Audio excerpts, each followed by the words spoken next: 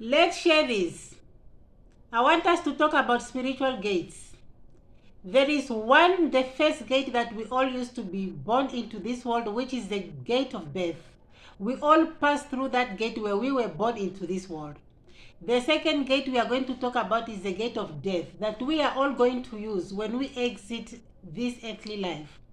Now, between these two gates, that is the gate of birth and the gate of death, there are other spiritual gates whereby activities are happening there.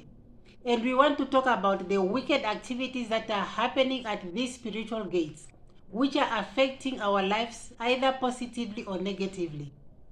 What we are going to look about or to talk about here is these wicked spiritual activities that are being carried out at these spiritual gates. As we all know, when you pray, your prayers, there is protocol out there.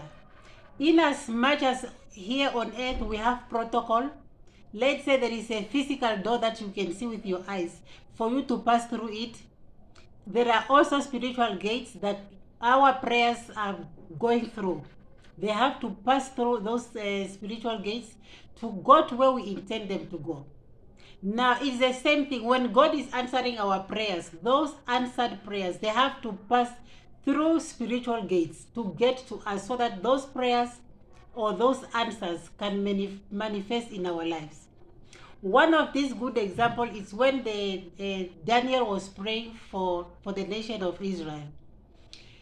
Then angel appeared to him and told him that, Daniel, since the first day that you started praying, your prayers were heard and the answers were given. But what happened? These answers to Daniel's prayers were upheld.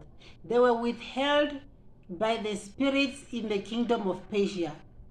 Those are territorial spirits in that kingdom, which were withholding Daniel's answers to his prayers.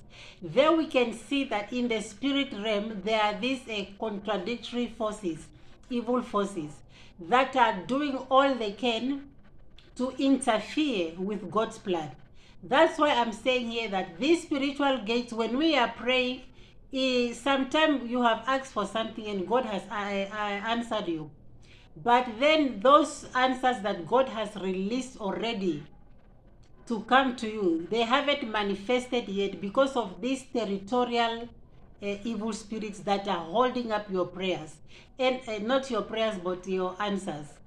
And they can delay these answers to, or these blessings to manifest in your life. So when we are praying, we should target those spiritual gates, because that is where our blessings are being blocked. And at times they are even diverted and delayed so that they don't manifest in your life on time. So when we are praying, we have to pray and focus our prayers, targeting at those spiritual gates where these evil, wicked, and destructive activities are taking place. We have to aim our prayers at these spiritual gates and command and fight or counter attack, that is through prayers and fasting, at these evil spirits, evil beings, these demons that are sitting at these spiritual gates. Their main motive to be there is to block the answers that God has sent into your life, to delay your blessings. We have just seen this example of Daniel when he was praying.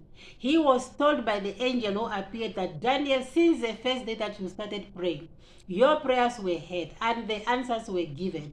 But for 21 days, the territorial evil spirit in the kingdom of Persia, they withheld these answers that God has sent into Daniel.